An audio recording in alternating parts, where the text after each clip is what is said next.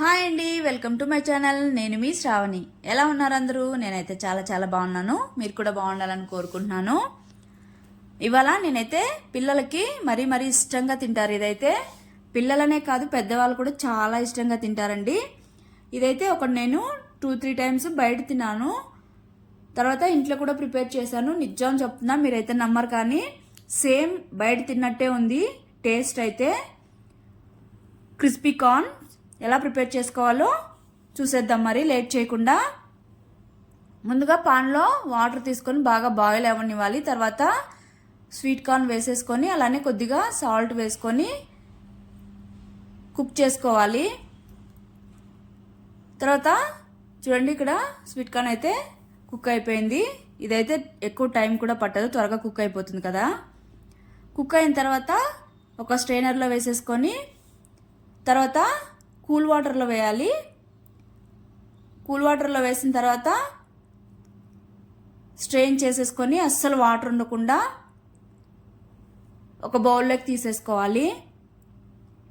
ఇవైతే చల్లారిన తర్వాతే ప్రాసెస్ స్టార్ట్ చేస్తే బాగుంటుంది, లేదంటే సరిగ్గా రాదు. తర్వాత బౌల్లో వేసుకున్న తర్వాత ఒక 1/2 స్పూన్ అలాగా జింజర్ గార్లిక్ పేస్ట్, అలానే కొద్దిగా సాల్ట్, అలానే అంటే సాల్ట్ ముందుగానే మనం వేసుకున్నాం కాబట్టి తగినంత వేసుకోవాలి. తర్వాత కొద్దిగా పసుపు, అలానే కారం, తర్వాత ఒక స్పూను కార్న్ఫ్లోరు, అలానే ఒక స్పూను మైదా వేసుకొని బాగా మిక్స్ చేసేసుకోవాలి.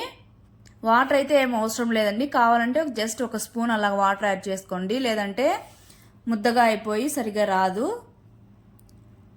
మిక్స్ చేసేసుకున్న తర్వాత ఒక 2 మినిట్స్ అలాగా పక్కన పెట్టుకోవాలి. పక్కన పెట్టుకున్న తర్వాత ఆల్రెడీ నేను స్టవ్ మీద ఆయిల్ పెట్టేసుకున్నాను, హీట్ కూడా అయిపోయింది. ఇవి మొత్తం కాను వేసేసుకోవాలి. వేసుకునేటప్పుడు ఇవి చిట్పట్లాడతాయండి, కాబట్టి ఖచ్చితంగా ఇలాగా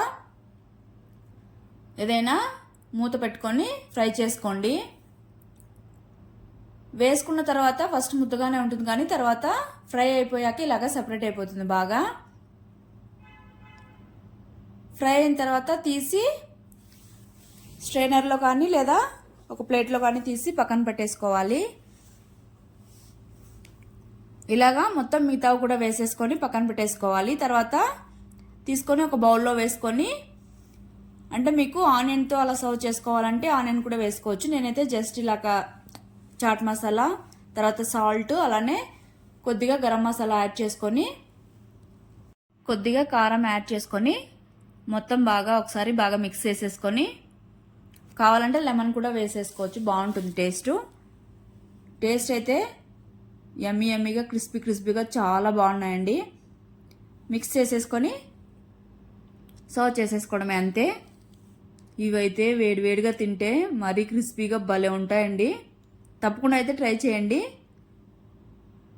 చేశాక మీకు ఎలా వచ్చిందో కామెంట్ కూడా చేయండి. నచ్చినట్టయితే please share, like and subscribe to my channel.